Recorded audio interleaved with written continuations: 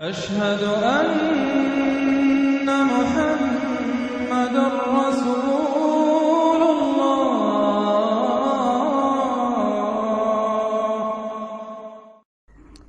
سورۃ الحشر، بسم اللہ الرحمن الرحیم۔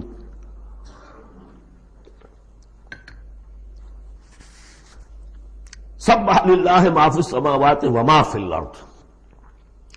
سورہ حدید اس سے ایک لفظ میں بڑھ گیا صرف، وہاں تھا سبح للہ ما فی السماوات والارض، یہاں ما فی کا اضافہ، تسبیح کرتی ہے اللہ کی ہر وہ شے جو آسمانوں میں ہے اور ہر وہ شے جو زمین میں ہے، گویا کہ ایمفیسس بڑھ گیا۔ باقی وہی دو اسماء گرامی اللہ کے، وہو العزیز الحکیم، وہ العزیز ہے، زبردست ہے، اس کا اختیار مطلق ہے، اس میں کوئی چیکس اینڈ بیلنسز نہیں ہے، لیکن حکیم ہے، کمال حکمت والا۔ هو الذی اخرج الذین کفروا من اہل الکتاب من دیارہم لاول الحشر۔ اس میں اب یہ غزوہ بنی نذیر کا ذکر ہو رہا ہے۔ تین قبیلے تھے مدینے میں جب حضور تشریف لائے ہیں، بنو قینقاع، بنو نذیر، بنو قریظہ۔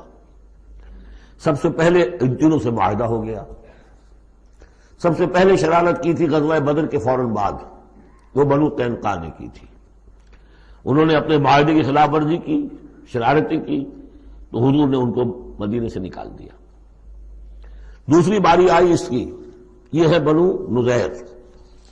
غزوہ احد کے بعد، سن 3 میں غزوہ احد ہوا ہے، سن 4 میں یہ واقعہ پیش آیا ہے۔ انہوں نے، ان کا ایک سردار تھا کعب بن اشرف، اس نے بڑی ریشہ دوانی شروع کی، قریش کے ساتھ سلسلہ جنبانی ہو رہا ہے، خود بھی گیا کسی طریقے سے، ہم تو ہماری جان زیق میں آ گئی ہے، محمد آ گئے وہاں پر، آپ کی قوم کے لوگ ہیں، اب آپ ہی ہمیں ہماری جان ان سے چھڑائیں اور آپ لوگ حملہ کریں، ہم اندر سے مدد کریں گے۔ لہذا یہ ساری ریشہ دوانی ہو رہی تھی۔ ایک مرتبہ حضور کو بلایا، کچھ معاملات میں گفتگو کرنی ہے، جہاں بیٹھے ہوئے تھے کسی دیوار کے سائے میں نیچے، اس کے اوپر سے ایک بڑی چکی کا پاٹ جو ہے پھینکا تاکہ حضور کو ہلاک کر دے۔ تو یہ ساری ان کی طرف سے ریشہ دوانیاں ہو رہی تھیں۔ اس کے بعد بالآخر حضور نے فیصلہ کیا اور ان کے خلاف اقدام کیا۔ ربیع الاول سن 4 میں محاصرہ کر لیا ان کا۔ 6 دن یا یہ کہ مختلف تعداد آئی ہے دنوں کی، یہ محاصرہ جاری رہا۔ ان میں ہمت نہیں ہوئی کہ یہ مقابلہ کرتے، بالآخر انہوں نے سرنڈر کر دیا اور طے یہ پایا کہ انہیں جانے کی اجازت ہوگی اور جو سامان بھی یہ یہاں سے لے جا سکے۔ تو اب یہ ظاہر بات ہے کہ ان کے مکان تھے، وہ مکان بھی وہ گرا رہے تھے، کواڑ ہی لے جائیں، وہ جو اوپر کڑیاں لگی ہوئی ہیں وہی لے جائیں۔ تو یہ سب کے سب جو پورا قبیلہ ہے نکل گیا، جو سامان اٹھا کر لے جا سکتے تھے وہ لے گئے۔ وہ تیسرا معاملہ جو ہوا پھر وہ بنو قریظہ کا ہوا، وہ غزوہ احزاب کے بعد ہوا، وہ ہم پڑھ چکے ہیں سورہ احزاب کے اندر۔ اس طرح ایک ایک کر کے تینوں ان قبائل نے یہود کے وعدہ خلافی کی اور پھر وہ اپنے کیفر کردار کو پہنچے۔ یہ بنی نذیر کا معاملہ ہے۔ هو الذی اخرج الذین کفروا من اہل الکتاب من دیارہم، وہی ہے جس نے نکال باہر کیا ان کافروں کو جو اہل کتاب میں سے تھے ان کے گھروں سے، لاول الحشر، پہلے جمع ہونے کے وقت۔ یعنی مسلمان بھی سمجھتے تھے کہ اتنی آسانی سے نہیں ہوگا معاملہ، جنگ ہوگی، یہ سامنے آئیں گے، میدان میں آئیں گے، جنگ ہوگی، خونریزی ہوگی۔ ان لوگوں کی بڑی بڑکیں تھیں، پہلے تو بہت بڑکیں مارتے تھے کہ ہم یہ کر دیں گے، وہ کر دیں گے۔ مسلمانوں، قریش سے تمہاری جنگ ہوئی ہے، اگر ہم سے اگر مقابلہ پیش آئے تو تمہیں معلوم ہوگا جنگ کسے کہتے ہیں، وغیرہ وغیرہ۔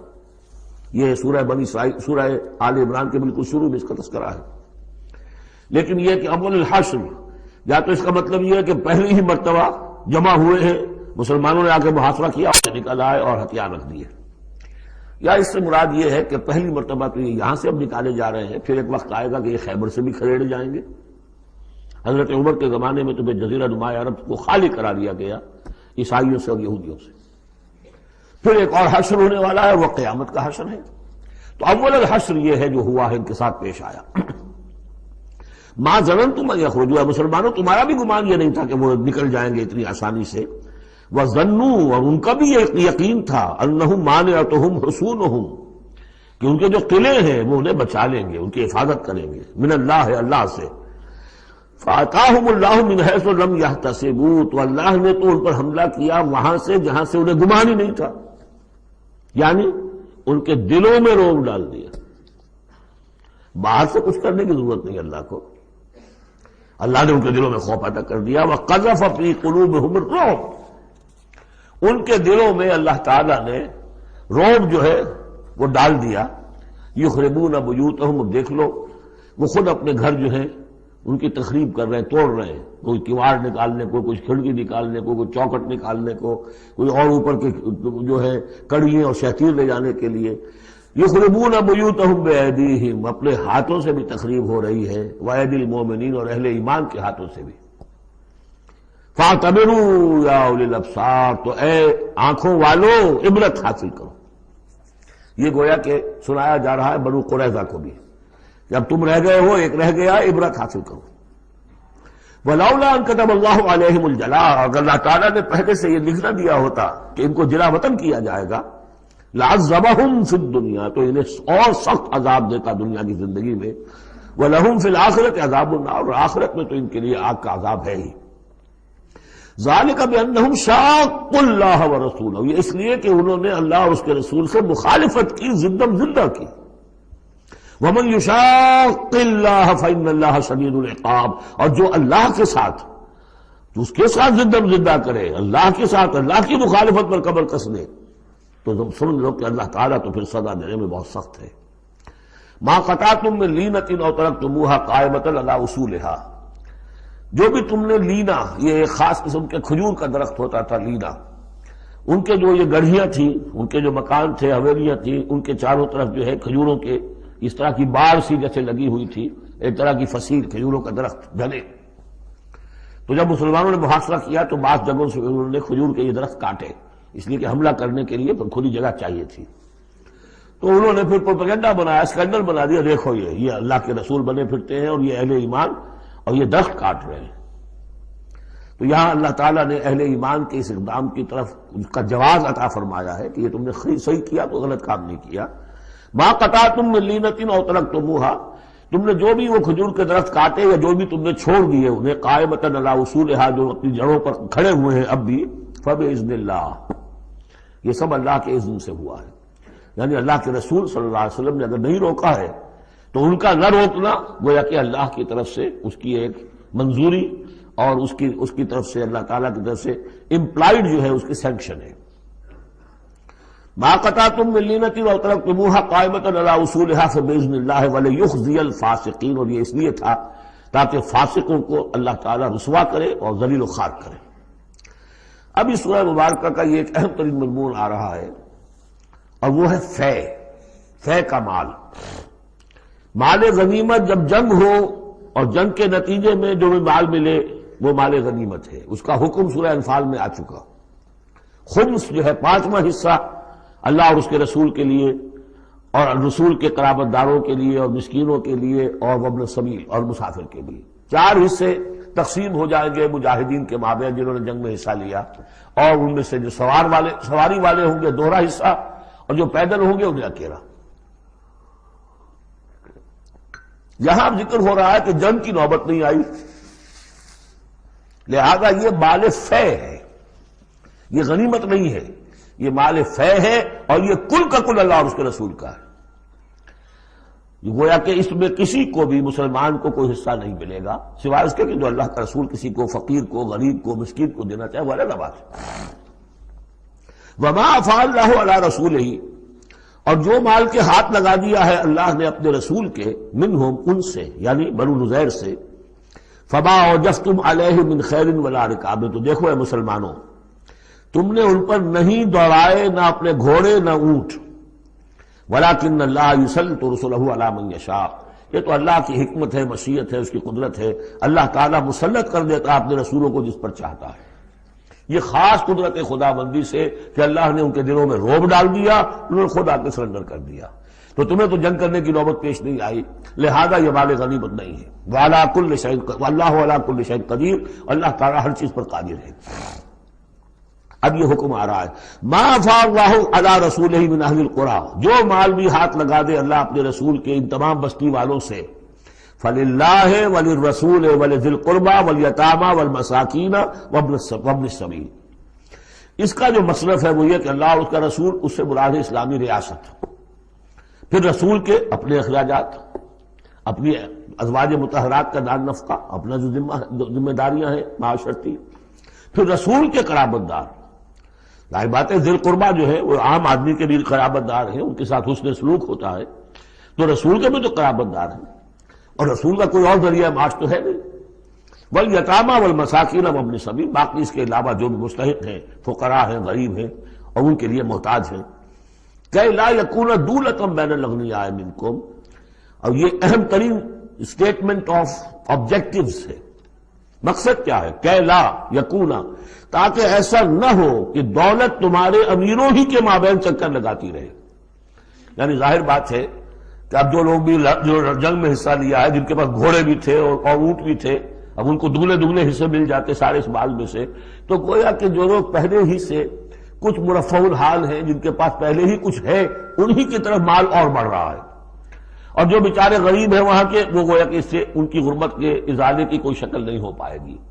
تو اللہ تعالیٰ کے سامنے یہ ہے کہ دولت کی تقسیم ہو ایسی کہ اس کی سرکولیشن جو ہے معاشرے کے اندر، اس کی گردش دولت ایسی ہو کہ سب کو حصہ ملے اور سوسائٹی کے تمام طبقات جو ہے اس سے مستفید ہوں. کہ لا یکون دولۃ بین الاغنیاء منکم، تاکہ ایسا نہ ہو کہ یہ دولت، یہ سرمایہ، یہ مال تمہارے امیروں ہی کے مابین گردش میں رہے. اس کی ایک سادہ سی مثال میں دیتا ہوں کہ ایک کروڑ پتی کی بیٹی لاکھوں روپے کا جہیز لے کے ایک کروڑ پتی کے بیٹے کے گھر چلی گئی. گویا کہ وہ لاکھوں روپے کے جہیز نے گردش تو کی، لیکن ایک کروڑ پتی سے نکل کے دوسرے کروڑ پتی کے یہاں چلی گئی. یہ دولت گردش کر رہی ہے اسی ایک اونچے طبقے کے اندر، انہی کے اندر جو ہے گردش ہو رہی. گردش ہے بھی اگر تو ان کے مابین ہونا یہ چاہیے کہ یہ سوسائٹی کے تمام طبقات کے اندر اس کا نفوذ ہو رہا ہو، سب کو اس سے فیض پہنچ رہا ہو، تاکہ یہ جو اس قدر جو ہے اونچ نیچ ہے، اتنی عدم مساوات ہے، وہ ختم ہو. وہ مساوات کے تمام انسان بالکل برابر کر دیے جائیں، وہ تو نہ کبھی ہوئی ہے نہ ہو سکتی ہے. وہ تو کمیونزم بھی مر گیا اور ایک دن کے لیے بھی اس مساوات کو قائم نہیں کر سکا. یہ ضرور ہے کہ انہوں نے جو اتنا فرق و تفاوت تھا، وہ نہیں ہے کہ جو امریکہ میں آج بھی ہے اور اس وقت بھی تھا، وہ فرق و تفاوت وہاں نہیں تھا. لیکن یہ کہ بالکل برابر سپاہی اور سپہ سالار برابر تو نہیں ہو سکتے، کچھ نہ کچھ فرق تو ہوگا. لیکن یہ کہ ایسا نہ ہو کہ معاشرے کے ایک طبقے میں ایک طرف تو احتیاج ہی احتیاج بڑھتی چلی جائے، بھوک ہو، احتیاج ہو، جس کے لیے کہ یہاں تک فرمایا حضور نے کاد الفقر ان یکون کفرا، فقر جو ہے احتیاج وہ انسان کو کفر تک پہنچا دیتی ہے. اور حضرت شاہ ولی اللہ دہلوی رحمۃ اللہ علیہ نے، وہ میں سمجھتا ہوں کہ اس دور جدید میں جو بھی معاشی مسائل کی پیچیدگیاں پیدا ہونے والی تھی، اس کا بڑا گہرا فہم جو تھا سب سے پہلے جس عالم دین کو ہوا ہے وہ شاہ ولی اللہ دہلوی ہے. ان کا کہنا یہ ہے کہ جس معاشرے میں، جس ملک میں تقسیم دولت کا نظام غیر منصفانہ ہوگا، اس کا نتیجہ یہ نکلے گا کہ ایک طرف دولت کے انبار ہوں گے، نتیجہ یہ کہ عیاشیاں ہوں گی، بدماشیاں ہوں گی.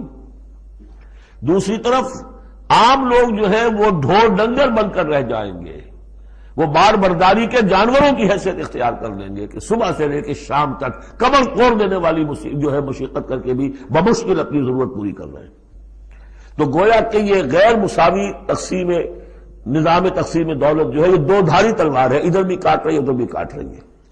جدھر ایکومولیشن آف ویلتھ ہو رہی ہے ادھر عیاشیاں ہیں، بدماشیاں ہیں، ادھر جو بھی کچھ ہو رہا ہے اللے تللے ہیں، نمود و نمائش کے لیے خرچ کیا جا رہا ہے، اس سے اور جو ہے دل پھٹ رہے ہیں.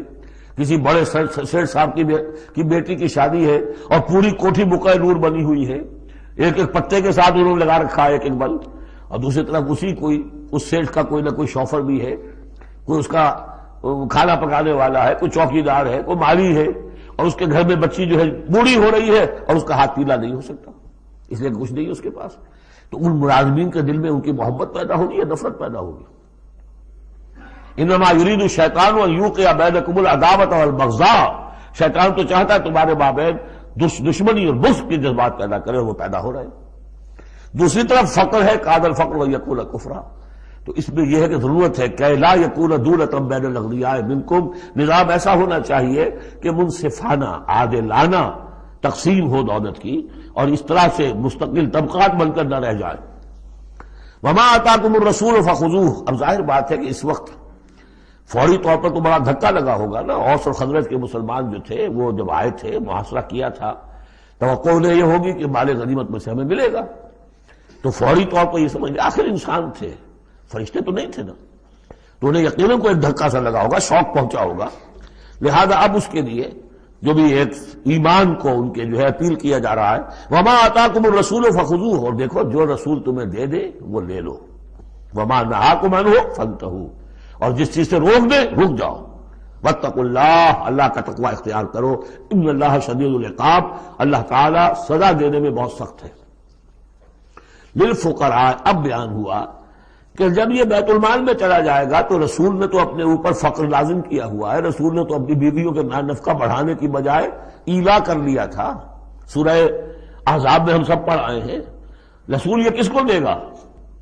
للفقراء المہاجرین الذین اخرجوا من دیارہم، وہ مہاجر جو تندست ہیں، کہ جو نکال دیے گئے اپنے گھروں سے، اموالہم، اور اپنے اموال سے، انہیں سب کچھ چھوڑ کر آنا پڑا، یبتغون فضلا من اللہ ورضوانا، وہ تو اللہ کے فضل کے متلاشی ہیں، تلاش کر رہے ہیں، حاصل کرنا چاہتے ہیں اللہ کا فضل اور اس کی رضا، وینصرون اللہ ورسولہ، اور وہ اللہ اس کے رسول کی مدد کر رہے ہیں، وَلِيَعْلَمَ اللَّهُ مَنْ يَنصُرُهُ وَرُسُلَهُ بِالْغَيْبِ، یہ ہم پڑھ چکے ہیں۔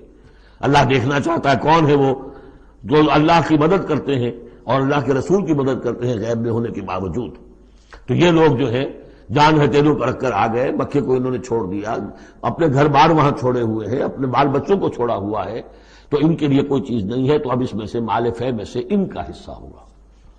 للفقراء المہاجرین الذین اخرجوا من دیارہم واموالہم ویبتغون فضلا من اللہ ورضوانا وینصرون اللہ ورسولہ اولئک هم الصادقون، یقیناً وہ لوگ سچے ہیں، انہوں نے اپنا سچا ہونا ثابت کر دیا، صادق الایمان ہونے کا ثبوت دے دیا۔ والذین تبوؤا الدار والایمان من قبلہم، اور جو لوگ گھروں میں آباد تھے اور جن کو پاس ایمان بھی تھا ان سے پہلے، یعنی ان کے آنے سے پہلے، یعنی انصار مدینے میں جو پہلے سے آباد تھے اور ان کے دلوں میں بھی ایمان پیدا ہو چکا تھا، وہ جب یہ مہاجرین آئے ہیں تو ان کا طرز عمل کیا تھا؟ جن کے دلوں میں ایمان تھا، یحبون من ہاجر الیہم، انہوں نے قطعاً گراں نہیں محسوس کیا کہ یہ ہجرت کر کے لوگ آ گئے ہیں، ہماری معیشت پر بوجھ بن جائیں گے، ہمارے لیے جو ہے یہ آبادی جو ہے اتنی بڑی اور بڑھ رہی ہے، ان کے پاس کوئی دولت نہیں ہے، سرمایہ نہیں ہے، کوئی انویسٹمنٹ نہیں کر سکتے، تو بجائے اس کے کہ وہ یہ محسوس کریں کہ ہمارے اوپر تو یہ بہت بڑا بوجھ آ گیا، یحبون من ہاجر الیہم، وہ تو محبت کرتے ہیں ان سے جنہوں نے ہجرت کی ہے، ان کی طرف آئے ہیں ان کے ہاں، ولا یجدون فی صدورہم حاجۃ مما اوتوا، اور وہ نہیں پاتے اپنے سینوں کے اندر کوئی بھی حاجت، کوئی تنگی اس چیز پر کہ جو انہیں دی جا رہی ہے، کہ انہیں کیوں دیا جا رہا ہے، نہیں ہوگا، اس لیے کہ ان کے دلوں میں ایمان ہے، اللہ تعالیٰ نے ان کو ایمان کی دولت سے بہرہور کیا ہے۔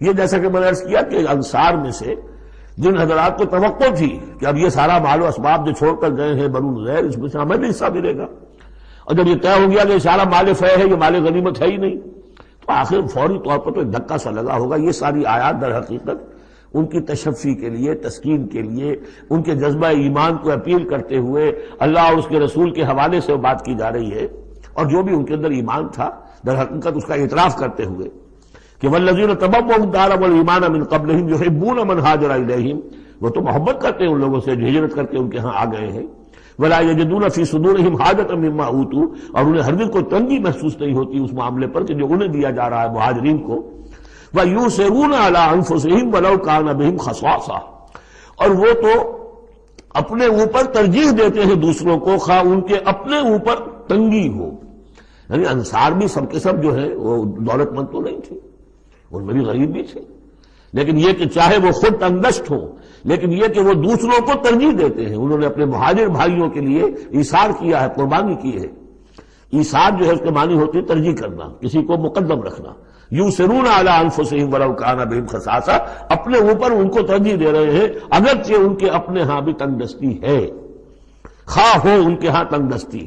ومن یوق شح نفسہ فاولئک هم المفلحون، اور یقیناً جو کوئی بھی بچا لیا گیا اپنے جی کے لالچ سے وہ وہی ہے کہ جو فلاح پانے والے ہیں۔ یہ ترغیب و تشویق ہے انصار کے لیے کہ جن کو گویا کہ اس مال فے سے ان آیات کی روح سے بالکل محروم قرار دے دیا گیا، الا یہ کہ ان کے ہاں جو یتامہ ہو، مساکین ہو، ان کے لیے تو ظاہر بات ہے کہ وہ حصہ موجود ہے۔ اب جو آیت آ رہی ہے اس حصے کی وہ یہ ہے، بہت عظیم آیت اس پہلو سے ہے کہ اسی سے استدلال کیا حضرت عمر نے رضی اللہ تعالیٰ عنہ ہماری تاریخ کے ایک بہت اہم موقع پر جبکہ خاصا اختلاف بھی اس میں پیدا ہو گیا تھا. پہلے وہ موقع سمجھ لیجئے جب حضرت عمر کے دور خلافت میں عراق فتح ہو گیا، شام فتح ہو گیا، ایران فتح ہو گیا، مصر فتح ہو گیا. تو ایک فرٹائل کریسنٹ کہلاتا ہے مڈل ایسٹ کا، بہت زرخیز علاقہ. درمیان میں تو اگرچہ عراق کے اور شام کے ایک بڑا صحرا ہے، لیکن ایک کریسنٹ پاتا ہے، بہت فرٹائل ایریا. اب یہ جو مجاہدین تھے، صحابہ کرام کتنے تھے؟ چند ہزار. ان کی طرف سے مطالبہ ہوا کہ یہ ساری زمینیں یہ مال غنیمت ہے، 1/5 رکھیے بیت المال کے لیے، 4/5 ہمارے اندر تقسیم کر دی. اگر ایسا ہو جاتا تو تاریخ انسانی کی عظیم ترین جاگیرداری پیدا ہو جاتی، پورا ملک تقسیم ہو جاتا چند ہزار صحابہ کے اندر. اس سے بھی آگے بڑھ کر اس میں امپلائڈ یہ بھی تھا کہ ان ملکوں کی تمام آبادی ہماری غلام ہے، تقسیم کر دیجیے انہیں. مال غنیمت میں جو غلام آتے تھے وہ تقسیم ہوتے تھے کہ نہیں؟ لونڈیاں آتی تھی تو غنیمت تقسیم ہوتی تھی کہ نہیں؟ یہ اتنا بڑا مسئلہ تھا. حضرت عمر رضی اللہ تعالیٰ عنہ نے اس پر غور کیا اور ان کی رائے یہ ہوئی کہ یہ جو مال ہے یہ مال فے شمار ہوگا، مال غنیمت نہیں.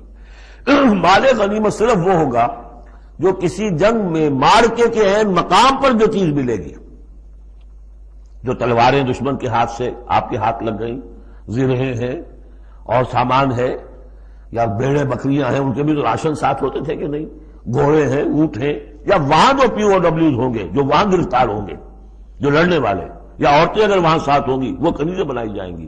تو جو محاذ جنگ پر جو مال آئے گا وہ تو غنیمت ہے. لیکن پورا ملک، اب جنگ تو ایک ہوئی ہے، نہاوند کی جنگ ہوئی ہے یا فلاں کسی اور کی جنگ ہوئی ہے، تو اس کے نتیجے میں تو پورا کا پورا ملک جو ہے کسی کے قبضے میں آ گیا. ساری حکومت جو تھی ابراہیم لودھی کی، پانی پت کی جنگ کے اندر وہ ہارا اور ساری حکومت جو ہے وہ اب بابر کی ہو گئی. تو اگر اس طرح کا کوئی معاملہ اس وقت سمجھا جاتا تو اب سارے کے سارے لوگ غلام اور ان کی عورتیں کنیزیں، جو چاہیں کریں. اب اس پر جب حضرت عمر کی یہ رائے ہوئی اور اس کے لیے دلیل یہ لائے تھے کہ انہوں نے فرمایا کہ یہ جو فے کا حکم چلا آ رہا ہے اس میں ایک تو فرمایا گیا ما افاء اللہ علی رسولہ من اہل القری فللہ وللرسول ولذی القربى والیتامى والمساکین وابن السبیل. اگلی آیت میں فرمایا للفقراء المہاجرین الذین اخرجوا من دیارہم واموالہم. اسی کے ساتھ جوڑا انہوں نے اس آیت کو والذین جاؤوا من بعدہم، جو اور بعد میں آئیں گے. اب جو ظاہر بات ہے کہ یہ آج تو جتنے چند ہزار مسلمان تھے انہوں نے فتح کر لیا، اب اتنی بڑی امت ہے جو مسلمان بعد میں آئیں گے، اس کا مطلب ان کا تو کوئی حصہ رہا ہی نہیں.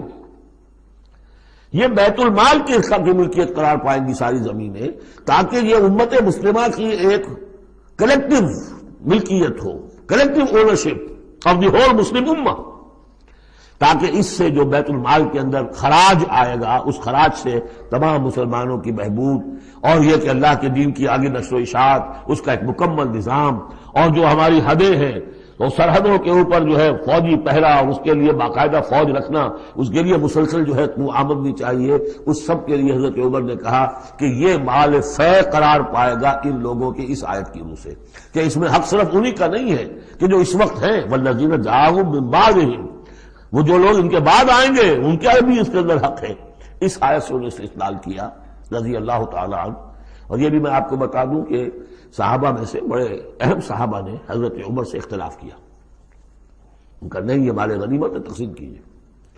پھر یہ کہ ایک باقاعدہ جو ہے ایک کمیشن بنایا گیا، اس میں کچھ اوس کے، کچھ انصار اور کچھ جو ہے خزرج کے، ان کو ایک کمیشن بنایا گیا. انہوں نے غور کیا، سب کی بات سنی، اور پھر حضرت عمر رضی اللہ تعالیٰ عنہ کی رائے کے مطابق انہوں نے فیصلہ دیا، اور اسی پر پھر اجماع ہو گیا.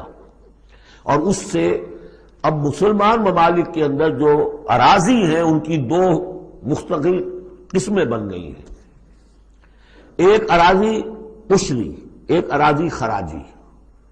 عشری اراضی ان مسلمانوں کی قرار پائی اور اس علاقے کے مسلمانوں کی قرار پائی جو بغیر لڑے بھڑے ایمان لے آئے.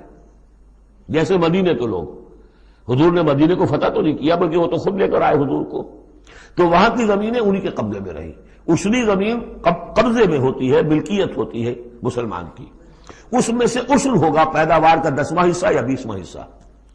یہ زمینیں کہ جہاں کسی قوم نے، کسی فوج نے ڈٹ بھڑ کر پھر شکست کھائی ہو یا پھر کسی اور طریقے سے فتح کیا گیا ہو ملک، اگر مسلمانوں نے فتح کیا ہو تو وہاں کی ساری زمینیں خراجی ہیں، وہ کسی کی انفرادی ملکیت نہیں ہے بلکہ اجتماعی ملکیت ہے۔ کلیکٹو اونرشپ آف لینڈ پہلی مرتبہ تاریخ انسانی میں حضرت عمر رضی اللہ تعالیٰ عنہ کے اس اجتہاد کے نتیجے میں وجود میں آیا۔ کلیکٹو اونرشپ آف لینڈ، یہ کسی کی انفرادی ملکیت نہیں۔ جو ملک بھی فتح کیا گیا ہے بزور شمشیر طاقت کے ساتھ، اس کی زمینیں خراجی ہیں، عشری نہیں ہے، یعنی وہ مسلمانوں کی اجتماعی ملکیت ہے، انفرادی نہیں ہے۔ اب مسلمان ہو چاہے تو وہاں پر، چاہے وہ مجوسی تھے یا ہندو ہو، کوئی ہو، وہ کاشت کریں گے، لیکن اس میں سے خراج جائے گا سیدھا بیت المال میں، کوئی اس میں بیچ میں نہ زمیندار ہے اور نہ کوئی جاگیردار ہے۔ اس زمین کو کہتے ہیں خراجی زمین۔ اور پچھلی صدی تک تقریباً اس پر اجماع تھا کہ ہندوستان کی ساری زمینیں خراجی ہیں، یہاں کوئی اصلی زمین نہیں ہے، کوئی زمین ملکیت ہی نہیں ہے، کسی کی ملکیت نہیں، سب یہ مسلمانوں کی اجتماعی ملکیت ہے۔ چنانچہ قاضی صلاح اللہ پانی پتی رحمۃ اللہ علیہ پچھلی صدی کے بڑے عظیم مفسر، محدث، بہت بڑے صوفی، بہت بڑے مفتی، ان کی تفسیر جو ہے تفسیر مظہری، وہ انہوں نے اپنے مرشد کے نام پر لکھی خود ہے، لیکن نام تفسیر صلاحی نہیں رکھا، تفسیر مظہری اپنے استاد کے نام سے منسوب کیا۔ تو اس تفسیر کے لکھنے والے شخص نے جو رسالہ لکھا ہے مالا بدھ منہ، وہ فقہ کا ایک بہت ہی ابتدائی سا رسالہ ہے، اور ہمارے سارے عربی مدارس میں وہ پڑھایا جاتا ہے۔ وہ فقہ کی تعلیم جو ہر مسلمان کو معلوم ہونی چاہیے، مالا بدھ منہ، اس میں صاف لکھا ہے ہندوستان میں کوئی زمین عشری ہے ہی نہیں، لہذا میں عشر کے مسائل اس میں دکھتا ہی نہیں۔ خام خواہ طلبہ کے دلوں پر بوجھ پڑے، کیا ضرورت ہے، جبکہ یہاں اس کی اپلیکیشن ہی نہیں ہے۔ ہندوستان میں کوئی زمین جو ہے عشری نہیں، سب خراجی ہے۔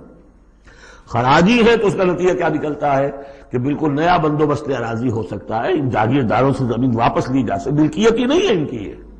یہ تو یہ کہ کبھی کسی شہنشاہ نے دے دی یا انگریزوں نے دے دی، کسی اور نے دے دی، ان کی ملکیت نہیں ہے، یہ ہے عشری زمین، یہ خراجی زمینیں خراجی رہیں گی۔ یہ بہت اہم مسئلہ ہے اور اس کا تعلق اس آیت سے ہے۔ والذین جاؤوا من بعدهم یقولون ربنا اغفر لنا ولاخواننا الذین سبقونا بالایمان، وہ یہ کہتے ہیں پروردگار ہمیں بھی بخش دے اور ہمارے ان بھائیوں کو بھی بخش دے جو ایمان میں ہم سے سبقت لے گئے، ہم سے پہلے تھے۔ ولا تجعل فی قلوبنا، اور ہمارے دلوں میں مت پیدا کر غلا، کوئی بھی کدورت، کوئی بھی بیر، للذین آمنوا، ان لوگوں کے لیے جو صاحب ایمان ہو۔ ربنا انک رؤوف الرحیم، پروردگار تو رؤوف ہے اور رحیم ہے۔ أَلَمْ تَرَ إِلَى الَّذِينَ نَافَقُوا يَقُولُونَ لِإِخْوَانِهُمُ الَّذِينَ كَفَرُوا مِنْ أَهْلِ الْكِتَابِ لَئِنْ أُخْرِجْتُمْ لَنَخْرُجَنَّ مَعَكُمْ وَلَا نُطِيعُ فِيكُمْ أَحَدًا أَبَدًا وَإِنْ قُوتِلْتُمْ لَنَنْصُرَنَّكُمْ وَاللَّهُ يَشْهَدُ إِنَّهُمْ لَكَاذِبُونَ۔ صدق اللہ العظیم۔ غزوہ بنی نذیر میں جو بھی رول اور کردار تھا یہود کا، پھر ان کا جو انجام ہوا، وہ سورہ حشر کی پہلے رکوع میں بیان ہو چکا ہے۔ ساتھ ہی یہ کہ ایک بہت اہم حکم جو ہے شریعت کا اموال فے کے بارے میں، وہ بھی پہلے رکوع میں ہم پڑھ چکے ہیں۔ اب اس موقع پر منافقین کا جو کردار سامنے آیا تھا، دوسرے رکوع میں اس کے بارے میں گفتگو ہو رہی ہے۔ الم تر الی الذین نافقوا، کیا تم نے دیکھا نہیں ان لوگوں کو کہ جو منافق ہیں، جن کے دلوں میں نفاق نے ڈیرے جما لیے ہیں۔ یقولون لاخوانہم الذین کفروا من اہل الکتاب، وہ کہتے رہے اپنے ان بھائیوں سے میں سے جنہوں نے کفر کیا تھا، ان کے بھائی تھے، دوست تھے، ان کے تعلقات تھے، جو اہل کتاب میں سے تھے، وہ کفر پر اڑے رہے۔ ان سے انہوں نے کہا تھا یہ لئن اخرجتم لنخرجن معکم، دیکھو اگر تمہیں کبھی مدینے سے نکالا گیا ہم تمہارے ساتھ نکلیں گے۔ وہ دوستیاں جو ان کے درمیان حلیفانہ روابط تھے، اگر تمہیں کہیں نکالا جائے گا تو ہم بھی نکلیں گے۔ وَلَا نُطِيعُ فِيكُمْ أَحَدًا أَبَدًا، اور تمہارے معاملے میں کبھی بھی ہم کسی بھی شخص کی اطاعت نہیں کریں گے۔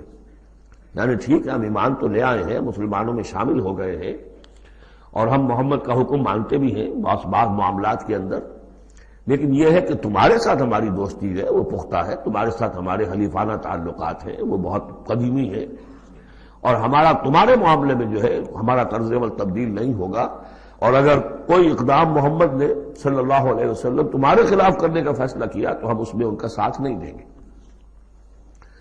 لَنَخْرُجَنَّ مَعَكُمْ وَلَا نُطِيعُ فِيكُمْ أَحَدًا أَبَدًا وَإِن قُوتِلْتُمْ لَنَنصُرَنَّكُمْ، اور اگر تمہارے ساتھ جنگ کی گئی تو ہم لازماً تمہاری مدد کریں گے۔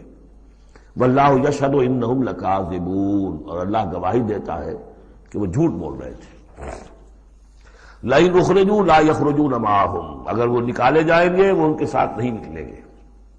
وَلَئِنْ قُوتِلُوا لَا يَنصُرُونَهُمْ، اور اگر ان سے جنگ کی جائے گی تو وہ ان کی مدد نہیں کریں گے۔ وَلَئِنْ نَصَرُوهُمْ لَيُوَلُّنَّ الْأَدْبَارَ، اور اگر کہیں ان کی مدد کر بیٹھیں گے تو فوراً بھاگیں گے، پیچھے دکھا دیں گے۔ ثُمَّ لَا يُنصَرُونَ، اور پھر ان کی کہیں سے مدد نہیں ہو سکے گی۔ یعنی اگر ان میں جمع مردی ہوتی تو یہ سچے مسلمان ہی کیوں نہ بن گئے ہوتے؟ ایمان لائے تھے، اگر ہمت ہوتی ان میں، کوئی قوت ارادی ان کی صحیح ہوتی، کوئی غیرت اور حمیت ہوتی، کوئی اپنی ہی ذات کی عزت کا کوئی خیال ہوتا، تو یہ ہرچے بادہ باد پھر ایمان لانے کے بعد ان کا طرز عمل جو ہے کیوں نہ وہی ہو جاتا کہ جو اہل ایمان کا تھا۔ بودے ہیں، بودے ہونے کی وجہ سے تو نفاق پیدا ہوا ان میں۔ اب اگر یہ کہتے ہیں کہ ہم تمہاری مدد کریں گے اور لازماً لڑ جائیں گے، ہر ایک سے لڑ جائیں گے، تو یہ سب جھوٹ ہے۔ اول تو یہ کہ اگر یہ نکالے گئے تو وہ ان کے ساتھ نہیں نکلیں گے، ان سے جنگ کی گئی تو ان کا ساتھ نہیں دیں گے، اور اگر کوئی اکا دکا ان میں سے ایسا نکل بھی آیا سر پھرا کہ جو اپنے اس وعدے کو پورا کرنے کے لیے ان کے ساتھ شامل ہو کر جنگ کرے گا تو پھر یہ کہ جھٹ وہ بھاگ جائے گا، میدان چھوڑ جائے گا، اور یہ کہ پیٹھ دکھا دے گا۔ لَأَنْتُمْ أَشَدُّ رَهْبَةً فِي صُدُورِهِم مِّنَ اللَّهِ، مسلمانوں یقیناً تمہارا ڈر ان کے دلوں میں کہیں زیادہ ہے بنسبت اللہ کے ڈر کے۔ یہ اللہ سے اتنا نہیں ڈرتے جتنے کہ تم سے ڈرتے ہیں۔ ذَلِكَ بِأَنَّهُمْ قَوْمٌ لَا يَفْقَهُونَ، اور یہ اس لیے ہے کہ انہیں اصل سمجھ حاصل نہیں۔ اصل سمجھ حاصل ہو تو ایمان حاصل ہو جائے، علم حقیقی حاصل ہو جائے، پھر آدمی جان لے کہ اصل زندگی تو آخرت کی زندگی ہے، دنیا کی زندگی تو کھیل کود اور تماشا ہے، اس کے سوا کچھ نہیں۔ لا یقاتلونکم جمیعا، یہ کبھی بھی جنگ نہیں کریں گے تمہارے خلاف مل کر، الا فی قرى محصنۃ، مگر یہ کہ کہیں ایسی بستیوں میں کہ جن کو پوری طرح فورٹیفائیڈ ہو، جن کی کہ فصیلیں کھڑی ہو، مضبوط ہوں، ان کے اندر سے ہو کر جنگ کریں گے۔ او من وراء جدر، یا دیواروں کے پیچھے سے۔ باسہم بینہم شدید، ان کے آپس کے جھگڑے جو ہے وہ بہت سخت ہے۔ اگر تو خلوص اور اخلاص کسی میں شخص کے اندر ہو تو وہ اللہ کے ساتھ مخلص کیوں نہ ہو جائے گا، اللہ کے رسول کے ساتھ کیوں نہ مخلص ہو جائے گا۔ ظاہر بات ہے کہ بزدلی اور خود غرضی یہ دو چیزیں ہیں کہ جو در حقیقت ان کے مزاج کا جزو لا ينفک ہے، اور وہی تو اصل سبب ہے ان کے نفاق کا۔ تو یہ کسی اور کے ساتھ کیسے مخلص ہو جائیں گے؟ تحسبهم جميعا وقلوبهم شتى، تم سمجھتے ہو کہ یہ یکجا ہیں، اکٹھے ہیں، ان کا متحدہ محاذ ہے، جبکہ دل کے دل پھٹے ہوئے۔ ہمارے ہاں بھی سیاسی متحدہ محاذ، چاہے وہ نظام مصطفیٰ تحریک کا بنا تھا، اس کا بھی حال سب کو معلوم ہے کہ اس کے لیڈر جو ہیں علماء کرام ایک دوسرے کے پیچھے نمازیں نہیں پڑھتے تھے۔ متحدہ محاذ تھا، وہ اتحاد کیسا تھا؟ وہی بات۔ باسہم بینہم شدید، ان کے تو آپس کے اختلافات جو ہیں وہ بہت شدید ہیں، ان کی آپس کی دشمنیاں، کدورتیں، کینے۔ تحسبہم جمیعا، تم سمجھتے ہو کہ یہ جمع ہے، اکٹھے ہیں، وقلوبہم شتیٰ، دل پھٹے ہوئے۔ ذالک بانہم قوم لا یعقلون، اور یہ اس لیے کہ وہ ایک ایسا گروہ ہے کہ جو عقل سے کام نہیں لیتے۔ کمثل الذین من قبلہم قریبا ذاقوا وبال امرہم، جیسے قصہ ان کا ہوا جو ان سے پہلے تھے ماضی قریب میں، یعنی بنو قینقاع۔ سب سے پہلے بنو قینقاع کا معاملہ ہوا تھا، پھر یہ بنی نضیر کا ہوا، پھر 5ویں سال میں غزوہ احزاب کے ضمیمے کے طور پر بنو قریظہ کا ہوا۔ وَلَهُمْ عَذَابٌ أَلِيمٌ، ان کے لیے بہت ہی دردناک عذاب ہے۔ کمثل الشیطان، یا پھر مثال ہے شیطان کی، اذ قال للانسان اکفر، جبکہ وہ انسان سے کہتا ہے کرو کفر، فلما کفر، اور جب انسان کفر کرتا ہے قال انی بریء منک انی اخاف اللہ رب العالمین، وہ کہتا ہوں میں تم سے علیحدہ ہوں، میرا تم سے کوئی تعلق نہیں، میں تو اللہ سے ڈرتا ہوں جو تمام جہانوں کا رب اور مالک و پروردگار ہے۔ فکان عاقبتہما انہما فی النار خالدین فیہا، تو ان دونوں کی عاقبت یہ ہے کہ وہ شیطان بھی اور وہ انسان بھی، دونوں کی عاقبت یہ ہے کہ وہ رہیں گے آگ میں اور ہمیشہ ہمیشہ رہیں گے۔ وذالک جزاء الظالمین، اور یہی ہے ظالموں کا بدلہ۔ جیسا کہ سورہ قاف میں ہم پڑھ چکے ہیں کہ وہ قرین جو ہوگا، اس گناہ گار کافر اور مشرک کا جو قرین ہوگا، وہ جب لے کر آئے گا، حاضر کرے گا، قال قرینہ ھذا ما لدی عتید، اور اللہ تعالیٰ کی طرف سے حکم آئے گا فرشتوں کو، القیا فی جہنم کل کفار عنید، تو وہ کیا کہے گا؟ ربنا ما اطغیتہ ولکن کان فی ضلال بعید، اور اللہ تعالیٰ فرمائیں گے لا تختصموا لدی وقد قدمت الیکم بالوعید ما یبدل القول لدی وما انا بظلام للعبید۔ تیسرا رکوع اور آخری رکوع جو ہے اس سورہ حشر کا، یہ پھر قرآن مجید کا ایک بہت اہم مقام ہے۔ میں آج سوچ رہا تھا کہ میں بار بار جو کہتا ہوں آپ سے، یہ قرآن کا بہت اہم مقام ہے، یہ قرآن کا بہت اہم مقام ہے، تو اس کی بھی ایک حقیقت سمجھ لیجئے۔ قرآن حکیم میں تو کوئی ایک حرف اور ایک لفظ بھی غیر اہم نہیں ہے، البتہ مختلف اعتبارات سے مختلف مقامات کی ایک ریلیٹیولی زیادہ اہمیت ہے۔ بعض مقامات حکمت کے ہیں، بعض مقامات جو ہے وہ فلسفیانہ ہیں، بعض مقامات وہ ہیں کہ جو جدید سائنس کے حوالے سے بڑے اہم ہیں، بعض مقامات وہ ہیں جو روح دین سے بحث کرتے ہیں، بعض مقامات وہ ہیں جو ایمان کی ماہیت کو واضح کرتے ہیں، ایمان کیا ہے۔ تو اس اعتبار سے یقیناً مختلف مقامات جو ہیں وہ مختلف اعتبارات سے اور حیثیتوں سے وہ زیادہ اہمیتوں کے حامل ہیں۔ اب یہ جو چار آیتیں ہیں، 7 آیتیں ہیں اس رکوع کی، تیسرے رکوع کی، اس میں فلسفہ، تصوف، پھر یہ کہ اس میں سب سے بڑا جو آ رہا حصہ وہ یہ ہے کہ جیسے 6 آیتیں سورہ حدید کی تھی کہ جن میں اللہ کے اسماء و صفات کا ذکر ہے، جن میں تفصیل سے گفتگو نہیں کر سکا اور نہ اس کا موقع تھا، میرے کیسز میں ہے، تو اسی طرح کا ہم وزن جو ہے 3 آیتیں آ رہی ہیں سورہ حشر کے آخر میں۔ قرآن حکیم میں اسماء خداوندی کا سب سے بڑا گلدستہ، 16 اسماء ایک جگہ پر اور کہیں نہیں، 8 اسماء ایک آیت میں، الملک القدوس السلام المومن المہیمن العزیز الجبار المتکبر سبحان اللہ عما یشرکون، ایک ہے۔ تو اس اعتبار سے یہ حصہ بہت اہم ہے۔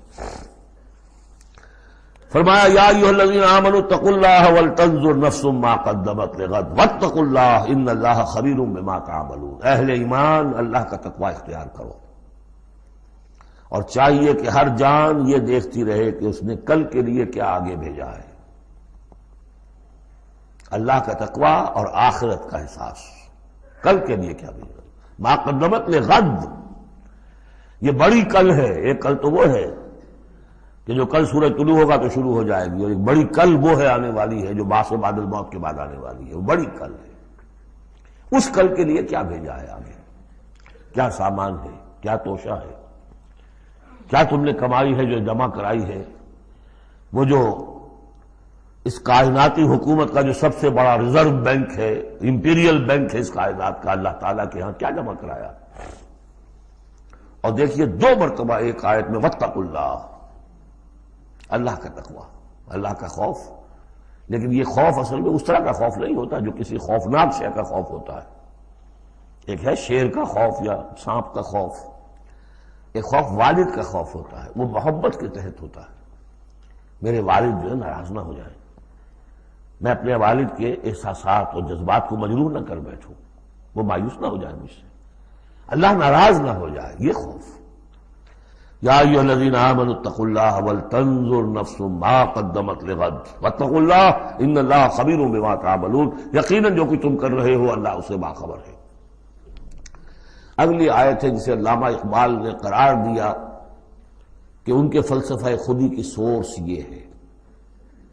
سید نذیر نیازی نے ہمارے ہاں قرآن کانفرنس میں باقاعدہ بیان کیا، ان کے مضمون میں بھی موجود ہے یہ، کہ میں نے حضرت علامہ سے یہ سوال کیا کہ آپ کے فلسفہ خودی کے بارے میں بڑی جیب گوئیاں ہوتی ہیں، کوئی کہتا ہے کہ فلاں نیٹشے سے آپ نے اخذ کر لیا ہے، فلاں سے کر لیا ہے، آپ بتائیے کہ آپ کے فلسفہ خودی کی سورس کیا ہے۔ تو علامہ نے فرمایا کہ اچھا کل آ جانا فلاں وقت. تو کہتے ہیں کہ میں اتنا خوش رہا کہ شاعر مشرق اور حکیم الامت مجھے یہ اعزاز بخش رہے ہیں کہ میں جاؤں گا اور وہ مجھے ڈکٹیٹ کرائیں گے کہ میرے فلسفہ خودی کی سورس کیا ہے. تو میں گیا اور بہت خوش گیا، پینسل کاپی لے کر گیا. میں گیا کہ ذرا قرآن مجید اٹھا لاؤ، تو ایک تو مجھ پر وہ ویسی پڑ گئی. پھر کہا کہ ذرا کھولو سورہ حشر نکالو اور یہ آیت پڑھو، وَلَا تَكُونُوا كَالَّذِينَ نَسُوا اللَّهَ فَأَنسَاهُمْ أَنفُسَهُمْ أُولَٰئِكَ هُمُ الْفَاسِقُونَ. یہ ہے میرے فلسفہ خودی کی سورس. دیکھنا مسلمانوں، ان لوگوں کی طرح نہ ہو جانا جنہوں نے اللہ کو بھلا دیا، تو اللہ نے انہیں اپنے آپ سے غافل کر دیا. فَأَنسَاهُمْ أَنفُسَهُمْ، اس کے کیا معنی؟ کیا کوئی خدا سے غافل جو اپنے آپ کو بھول جاتا ہے؟ اپنے پیٹ کا خیال نہیں رہتا اس کو؟ اپنے جسم میں کوئی پھوڑا نکل آئے تو علاج نہیں کراتا؟ کس چیز سے غافل ہے؟ وہ اپنے جسم سے غافل نہیں، وہ اپنے حیوانی وجود سے غافل نہیں، اس کے تقاضوں سے غافل نہیں، اس کی اپکیپ، اس کی مینٹیننس، اس کی ویئر اینڈ ٹیئر کو درست کرتے رہنا، کسی چیز سے غافل نہیں. معلوم ہوا کہ اس حیوانی وجود کے علاوہ کوئی حیثیت ہے انسان کی، اصل حقیقت جس کو انسان بھول جاتا. اور یہ ہم پڑھ چکے ہیں سورہ مجادلہ کے اندر بھی الفاظ آئے تھے کہ شیطان نے انہیں اللہ کو بھلا دیا. فَأَنسَاهُمْ ذِكْرَ اللَّهِ اسْتَحْوَذَ عَلَيْهِمُ الشَّيْطَانُ فَأَنسَاهُمْ ذِكْرَ اللَّهِ. شیطان نے ان پر قابو پا لیا ہے اور انہیں بھلا دیا ہے، اللہ کے ذکر سے غافل کر دیا ہے. تو جو لوگ اللہ کو بھلا دیتے ہیں وہ اپنے آپ سے، اپنی اصل حقیقت سے غافل ہو جاتے ہیں. وہ اپنے آپ کو کیا سمجھتے ہیں؟ حیوان. اور آج کا ہماری جو تہذیب کا جو مرکزی نقطہ ہے آج کا گلوبل سویلائزیشن کا، کہ انسان نرا حیوان ہے. اور اس میں سب سے بڑا پارٹ پلے کیا ہے ڈاروین کے نظریہ ارتقاء نے.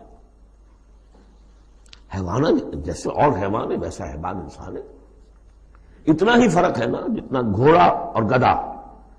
گدھا ذرا کوس قسم کا ہے، ذرا گٹیا رف قسم کا جانور ہے، اور ذرا گھوڑا فائن ہے، ریفائنڈ ہے، تمکنت والا. باقی بنیادی فرق کیا ہے گدھے میں اور گھوڑے میں؟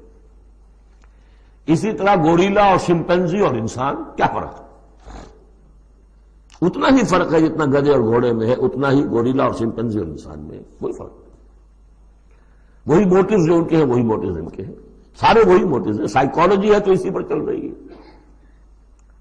جو محرکات عمل ہے انسان کے وہ وہی ہے جو حیوان کے، کوئی اور ہے نہیں.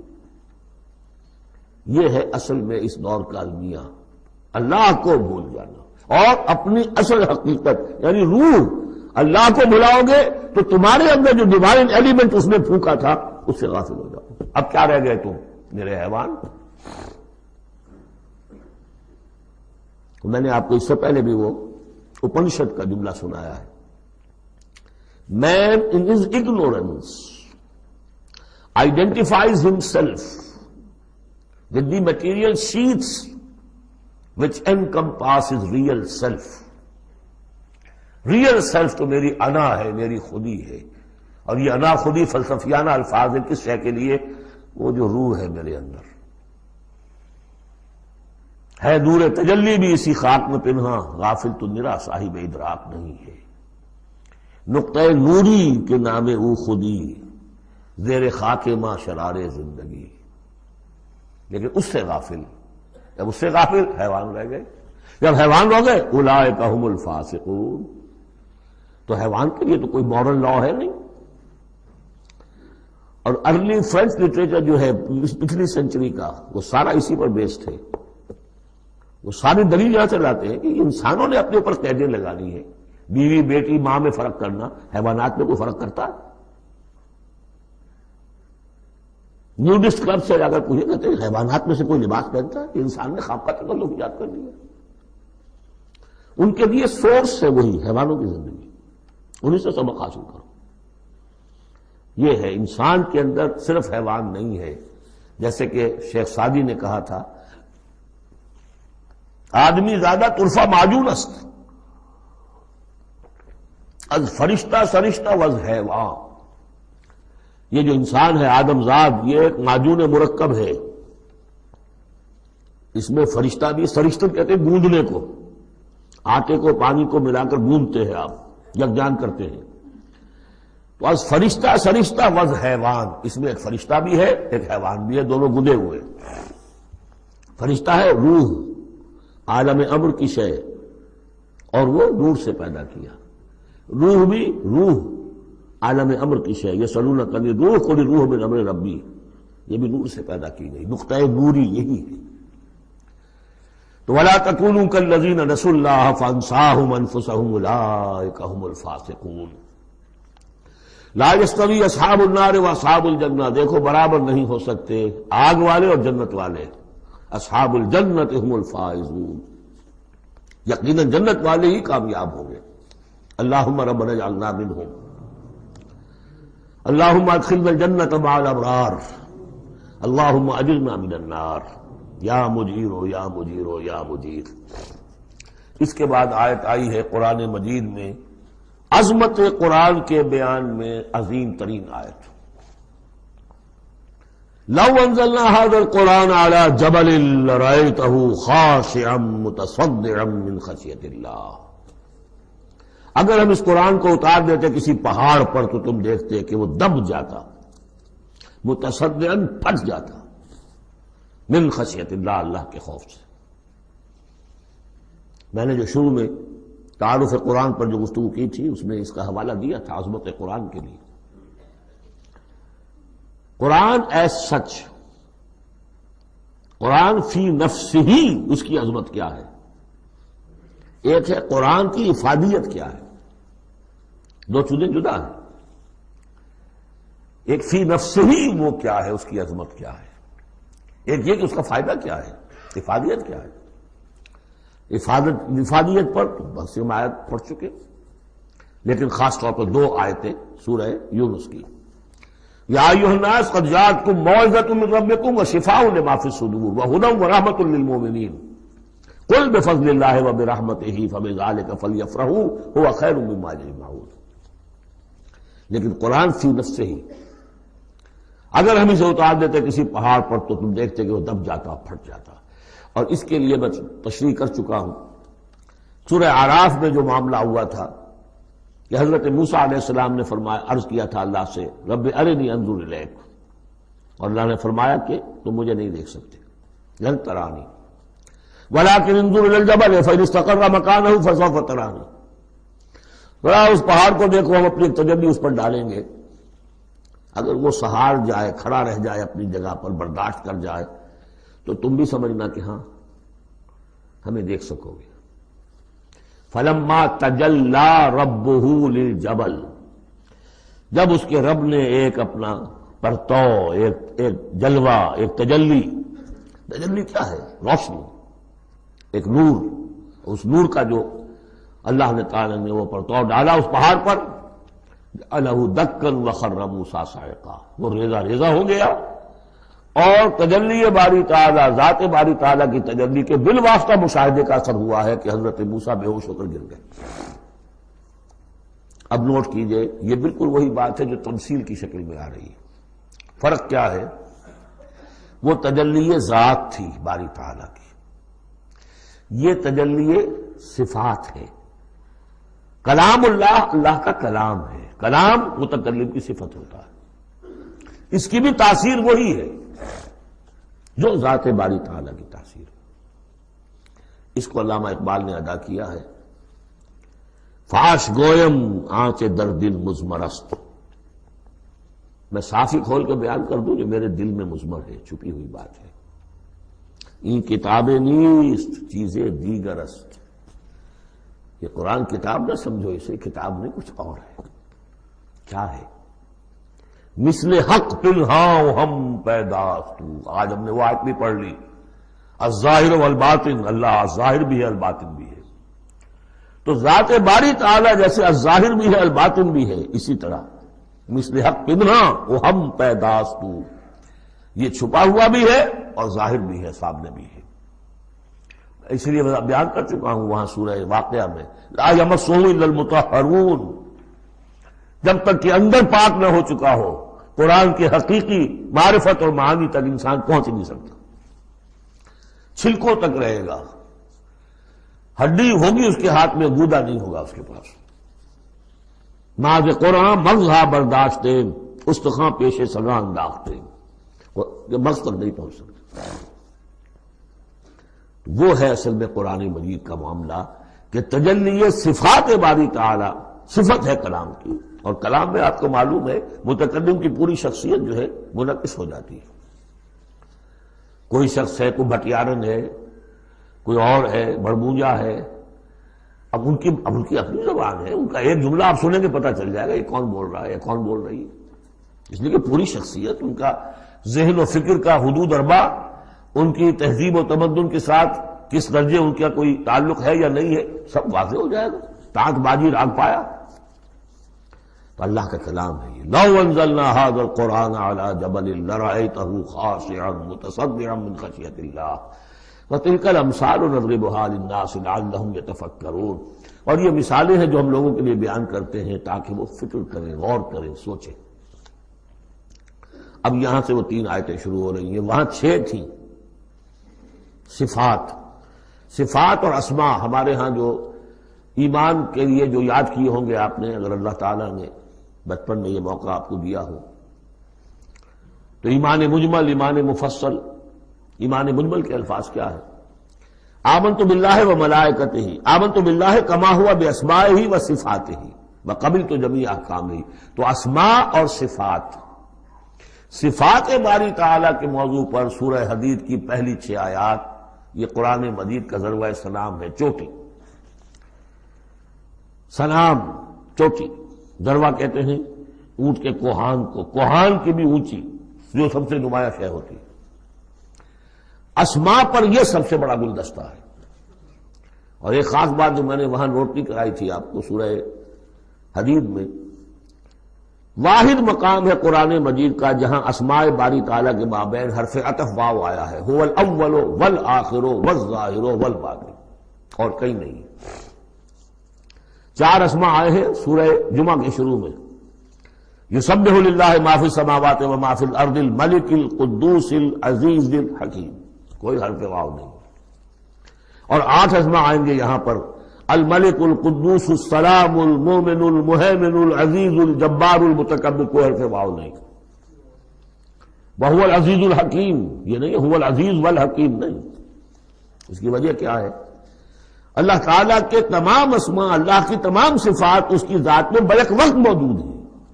واو میں تو مغایرت پیدا ہو جاتی ہے، واو میں تراخی پیدا ہو جاتی ہے، لیکن یہاں کیوں آئے سورہ حدید میں؟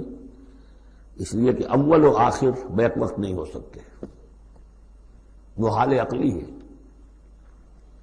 ظاہر و باطن ایک وقت نہیں ہو سکتے، میرا ظاہر میرا باطن یہ تو ایک ہی وقت میں موجود ہے۔ قرآن کا ظاہر اور قرآن کا باطن ایک وقت میں موجود ہے، اول و آخر ایک نہیں ہو سکتے، اس لیے وہاں واو لایا گیا، هو الاول والآخر والظاہر والباطن۔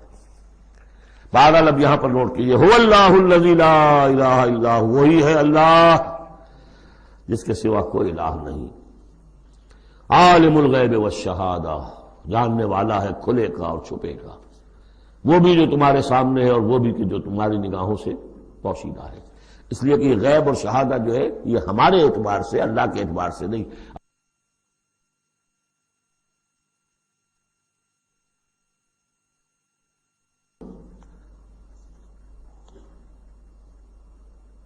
وہی ہے اللہ کے جس کے سوا کوئی الہ نہیں، هو اللہ الذی لا الہ الا هو عالم الغیب والشہادہ، یہ بھی ایک نام کی حیثیت سے شمار ہوتا ہے، جو اسماء 99 گنے جاتے ہیں، عالم الغیب والشہادہ یہ ایک نام ہے اللہ کا۔ اور میں عرض کر رہا تھا کہ اللہ کے لیے سب شہادہ ہی شہادہ، غیب ہے ہی نہیں، اس نقطے کو یہاں سمجھ لیجئے، اس لیے کہ یہ سورہ جن میں آئے گا پھر دوبارہ، اور بہت اہم طریقے پر آئے گا۔ جب قرآن میں غیب اور شہادہ کا لفظ آتا ہے وہ ہمارے اعتبار سے، کہ ہمارے لیے ایک چیز وہ ہے کہ جو ہمارے حواس خمسہ کی گرفت کے دائرے کے اندر آ جاتی ہے، چاہے وہ ٹیلیسکوپ سے آئی ہے اور چاہے وہ مائکروسکوپ سے آئی ہے، لیکن دیکھنے والی شے ہماری آنکھ ہے۔ غیب وہ ہے جو ہم سے چھپا لیا گیا، جنت ہے، دوزخ ہے، آخرت ہے، فرشتے ہیں، خود سب سے بڑی ذات باری تعالی ہے۔ لیکن اللہ ہر شے کا جاننے والا. هو الرحمن الرحیم، وہ رحمان ہے اور رحیم ہے. اس پر سورہ فاتحہ پڑھتے ہوئے میں نے وضاحت کی تھی. هو اللہ الذی لا الہ الا هو، وہی ہے اللہ جس کے سوا کوئی الہ نہیں. الملک، بادشاہ حقیقی. القدوس، پاک. السلام، سلامتی اور سالم، ہر اعتبار سے سالم، کوئی اس کو گردن پہنچانے والا نہیں ہے، ہر عیبوں سے پاک. المومن، امن دینے والا، امان دینے والا. المہیمن، پناہ میں لینے والا. العزیز، زبردست. مطلق العنان، جس کی اتھارٹی ایبسلیوٹ ہے. الجبار، دباؤ رکھنے والا. المتکبر، عظمت والا، بڑائی والا. یہ 8 نام آئے ہیں. الملک، القدوس، السلام، المومن، المہیمن، العزیز، الجبار، المتکبر. سبحان اللہ عما یشرکون، اللہ پاک ہے ان تمام چیزوں سے جو یہ شرک کرتے ہیں. هو اللہ الخالق البارئ المصور، وہی ہے اللہ. اب 3 نام اور آگے. الخالق، الباری، المصور. ان میں خاص ربط ہے. خلق، اس میں سب سے پہلے اگر ہم اپنے اوپر قیاس کریں تو پہلے کوئی شے بنانے سے پہلے ذہن میں ایک نقشہ بنتا ہے. بڑھئی نے میز بنانی ہے، اس کے ذہن میں میز کا نقشہ پہلے بن چکا ہے. کرسی بنانی، کرسی کا نقشہ بن چکا ہے. یہ اس کی ذہنی تخلیق ہے. پھر وہ اسے ظاہر کرتا ہے عالم واقعہ میں. وہ لکڑی کی میز بنا کر اسے واقعہ نمایاں کر دیتا ہے، لے آتا ہے. پھر اس کی تصویر، فنیشنگ ٹچز، اس کو رنگ روغن. یہ تینوں مرحلے ایک ہی پروسیس کے ہیں. اللہ نے تخلیق فرمائی، پھر اس کو ظاہر کیا عدم کے پردے سے نکال کر اور وجود کے پردے میں لے آیا. باری، بڑا کہتے ظاہر کرنے والا. من قبل ان نبرأہا، اس سے پہلے کہ ہم اسے ظاہر کریں. ما اصاب من مصیبت فی الارض ولا فی انفسکم الا فی کتاب من قبل ان نبرأہا، سورہ حدید میں آیت پڑھ چکے ہیں. وہی ہے الخالق، الباری، المصور. لہ الاسماء الحسنی، تمام اچھے نام اسی کے ہیں. یسبح لہ ما فی السماوات والارض، یہاں نوٹ کر لیجئے. یسبح لہ ما فی السماوات وما فی الارض نہیں ہے، یسبح لہ ما فی السماوات والارض. سورہ حدید کے شروع میں تھا سبح للہ ما فی السماوات والارض. سورہ حشر میں آیا سبح للہ ما فی السماوات وما فی الارض. یہاں یسبح للہ ما فی السماوات والارض، اور پھر 2 مرتبہ آئے گا یسبح للہ ما فی السماوات وما فی الارض. سورہ جمعہ کے شروع میں بھی، سورہ تغابن کے شروع میں بھی. وَهُوَ الْعَزِيزُ الْحَكِيمُ. دیکھیے اس سورہ مبارکہ کی خاص خصوصیت یہ ہے، شروع بھی ہوئی تسبیح کے ساتھ، اختتام بھی تسبیح کے ساتھ. شروع میں بھی العزیز الحکیم، زبردست حکمت والا. آخر میں بھی العزیز الحکیم.